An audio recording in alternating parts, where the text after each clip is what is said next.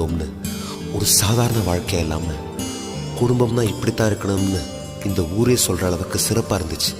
அந்த சந்தோஷ ஊஞ்சல்ல ஆடிக்கிட்டு இருந்த எங்களுக்கு காத்தடிச்சு அனுபவிக்கிற மனநிலையை கொடுத்த ஆண்டவன் புயல் அடிச்சா ஏத்து நிற்கிற பலத்தை கொடுக்காம விட்டுட்டான்.